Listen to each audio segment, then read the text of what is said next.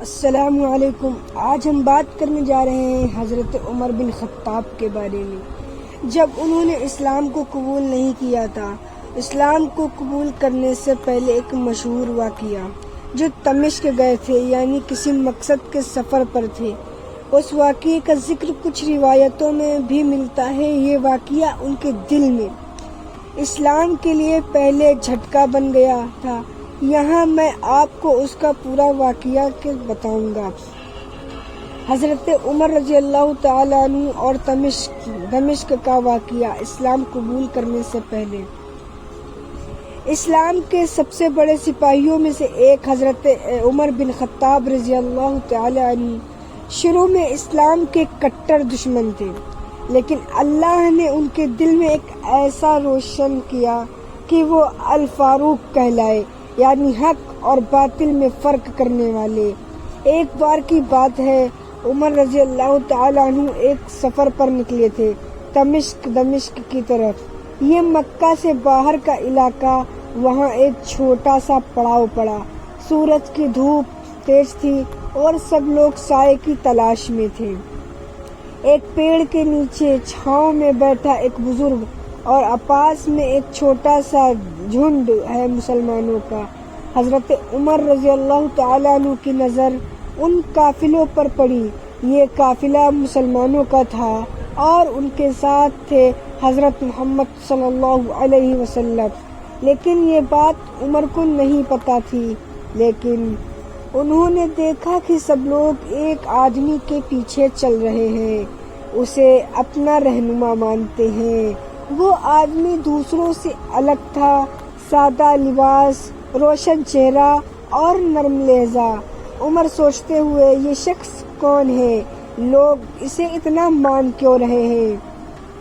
حضرت عمر رضی اللہ تعالیٰ عنہ نے کہا، وہاں کچھ وقت بتایا اور لوگوں کی باتیں سنی۔ انہوں نے اللہ کا ذکر سنا، قرآن کی آیتیں سنی۔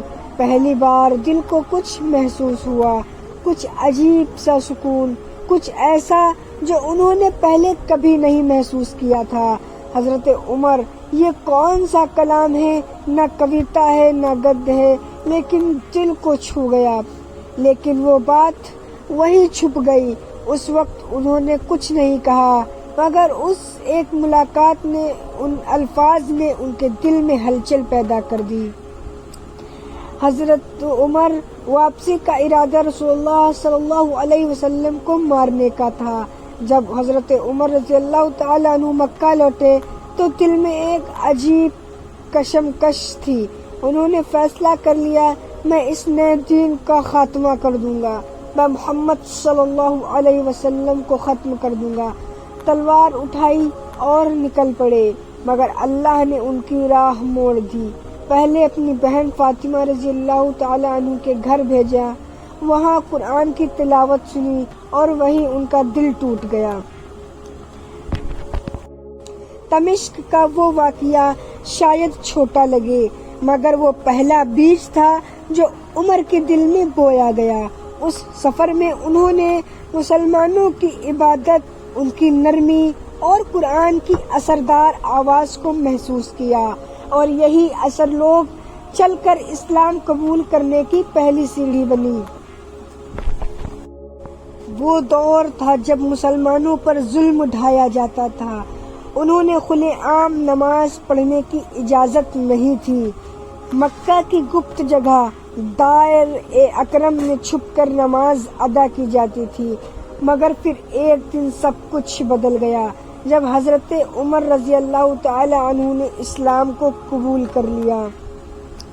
حضرت عمر ابن الخطاب، وہ شخص جو کبھی مسلمانوں کا دشمن تھا، اب مسلمان بن چکا تھا۔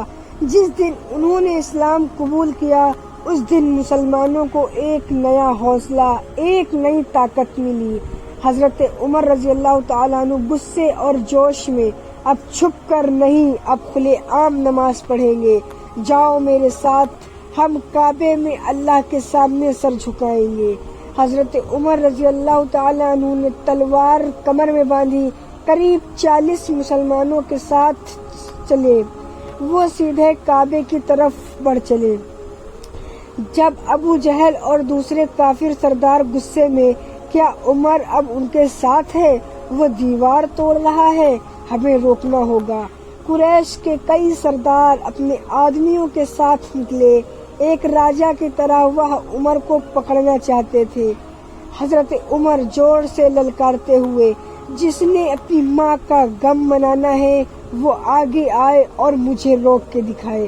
سناٹا سا چھا گیا۔